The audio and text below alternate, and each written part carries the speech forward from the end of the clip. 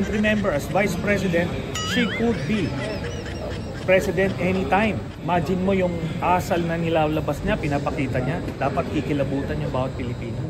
Una nang inihayag ni dating Senator Antonio Trillanes IV na handa nang ihain ang impeachment complaint laban kay VP Sara. Sir, may direktiba po ba sa inyo sa issue ng impeachment? Ha? No. Wala pa so far. Tingnan natin kung ano mangyayari. Pag itong nagsalita si Trillanes na may magaganap na ganito, malamang hindi ho mangyayari mga kabalitaan. Ha? Malamang hindi mangyayari dahil nga po, bibig nito parang puwet ng manok. Dadagan Balita News Update. At sa amin, nakapag-harvest na kami. Kakatanim lang eh. So, hindi, buti na lang yung timing. Hindi yung bago aanin. Nakapag-anin na tayo. So, kung yung season na susunod. Okay, welcome back mga kabalitaan at andito naman ho tayo sa ating palatuntunan Danagan Balita Reaction Video News. At panibago na naman hong impormasyon na ating ihatid sa inyo mga kabalitaan sa mga bago pa lang hong salta sa ating munting bahay. Mga nanonood na hindi pa po nakapag-subscribe, huwag niyo pong kalimutan, una, i-like yung video. Pangalawa ho, i-subscribe niyo to at mag-comment. At ang pinakahuli po, i-click nyo na ang notification bell para ho kayo ma-notify agad pag may mga bago tayong upload na mga video, mga kabalitaan. At para na rin sabay-sabay nating mapapakinggan at malalaman ang mga kaganapan sa ating lip. Okay, so ito na po mga kabalitaan, relax muna tayo dito. Kasi ho, naalala nyo po ba ang si Trillanes na nagmamayabang ho? Nagpapasiatab na naman na nakasalang na daw yung impeachment complaint ng mga kongresista laban ho sa ating pangalawang pangulo. Sabi ko sa inyo kung napanood niyo yung unang video ko na pag itong nagsalita si Trillanes na may magaganap na ganito, malamang hindi ho mangyayari mga kabalitaan. Ha? Malamang hindi mangyayari dahil nga po, bibig nito parang puwet ng manok. Ha? Mahilig tong pangunahan yung mga taong may gustong gagawin ho sa ating vice presidente.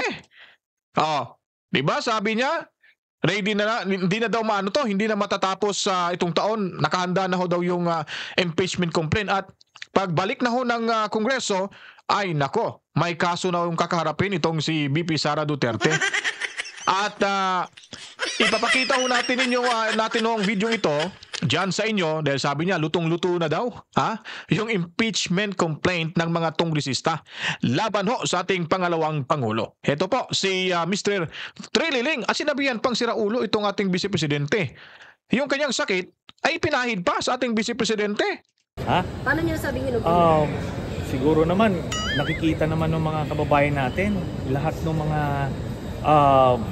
dangers, mga red flags, yung unfitness ni Duterte, ni Sara Duterte to hold the position of Vice President. And remember, as Vice President, she could be President anytime, no? In cases of emergencies, no?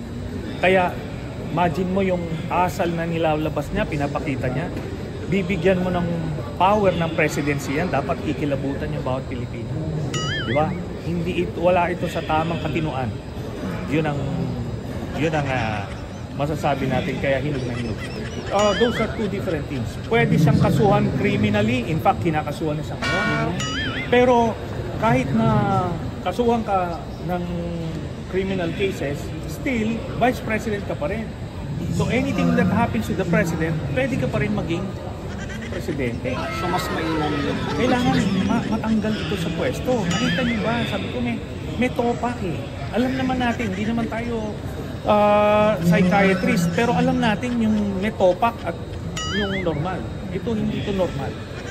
So ayun po mga kabalitaan, napanood nyo na po itong pasiata naman ni Trililing.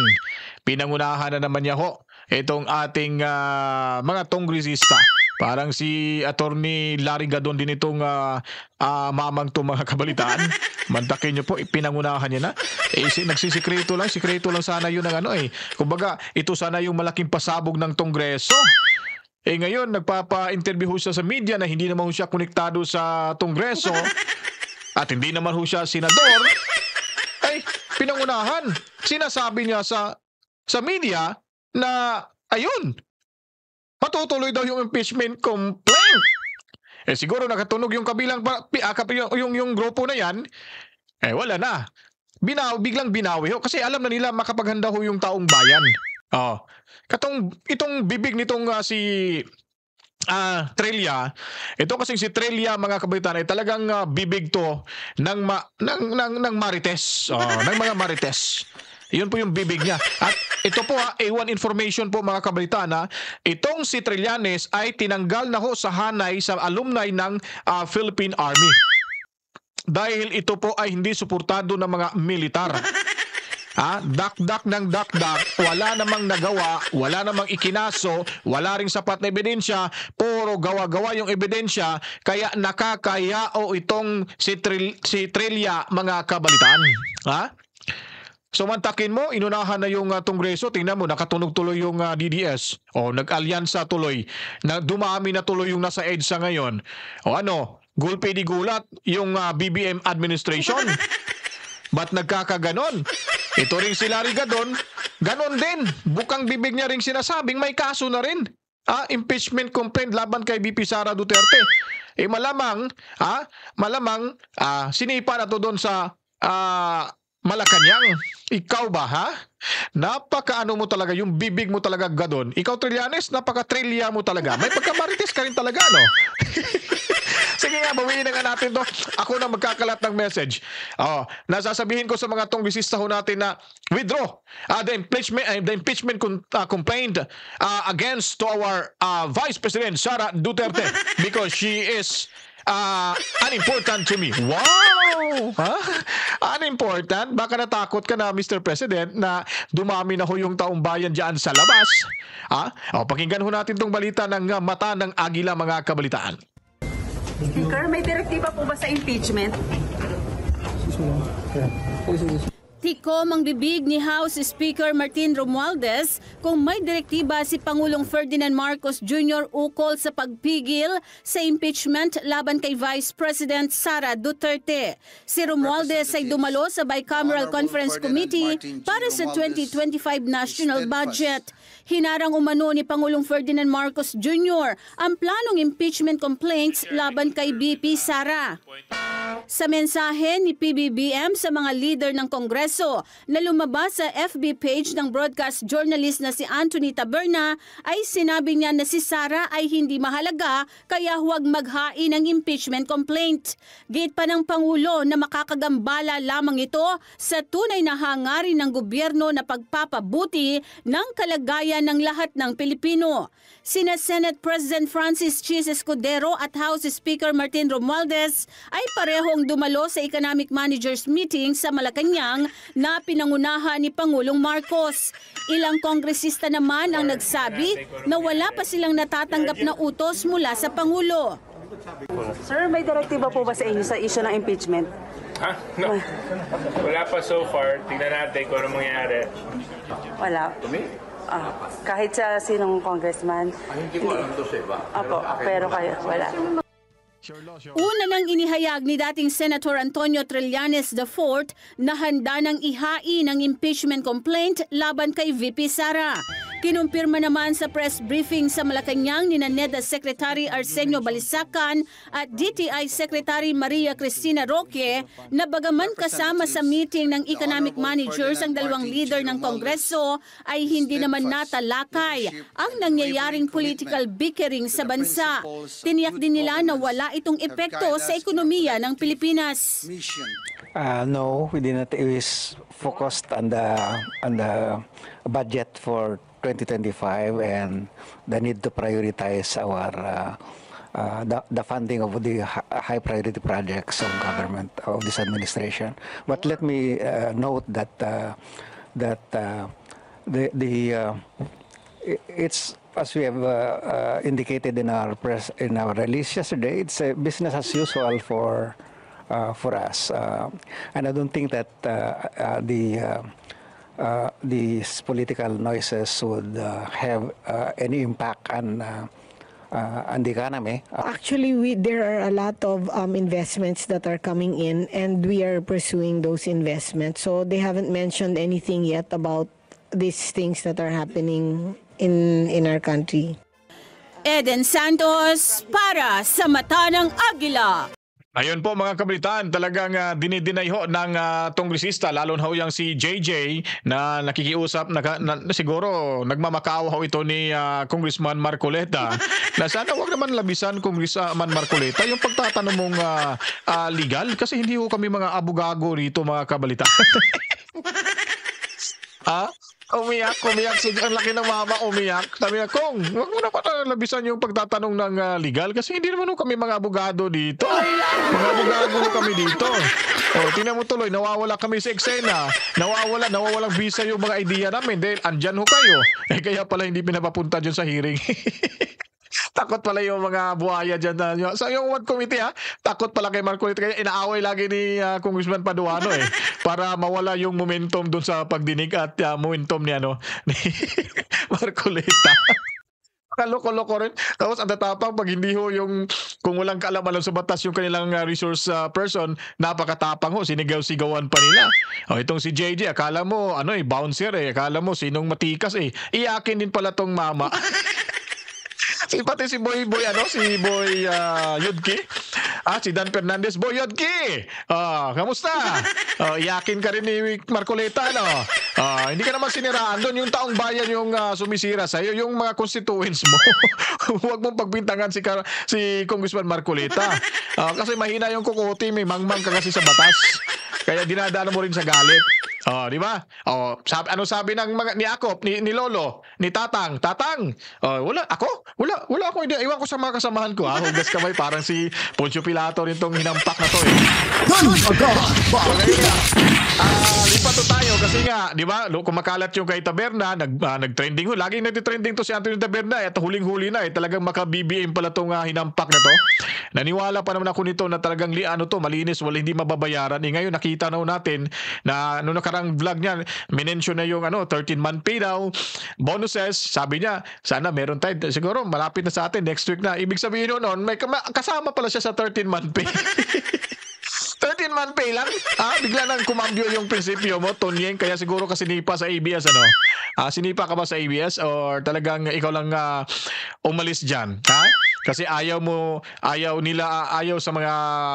sa ABS yung mga Marcoses. O ayaw ng EBS sa Marcoses. Kaya sinipa ka or lumayas ka at ngayon kumampi ka na naman. Namamangka ka sino yung medyo malakas ngayon. Alright, so basahin natin yung ni Antonio Taberna ni Tonyeng mga kabitan. Breaking news. PBBM may mensahe sa mga leader ng Kongreso para pigilan ang impeachment ni VP Sara. Matapos ang kaliwang complaint mula sa iba't ibang mga departamento, nagbigay ng paalala si Pangulong Bongbong Marcos na huwag nang ituloy ang paghahain ng impeachment complaints. Sabi ng Pangulo, hindi importante si Duterte. In the larger scheme of things, an impeachment ay maaari lamang niyang makagulo sa dapat na ginawa ng gobyerno para sa kapakanan ng mga Pilipino. Talagang magkakagulo ho. Kaya nyo po kasi Mr. President, inatras nyo, hindi nyo sinuportahan yung impeachment at minanduhan nyo po yung kasin na si Tambaloslos dahil alam nyo magiging resulta. Talagang ikaw mapapatalsik ka talaga dyan sa iyong inupuang lamesa at bangko. Nakapag-isip yung presidente ho natin na pag nangyari ho to, talagang madadali ako kasi galit na ho talaga yung taong bayan sa kanya. Kaya ito, palubag damdamin lang ho ito.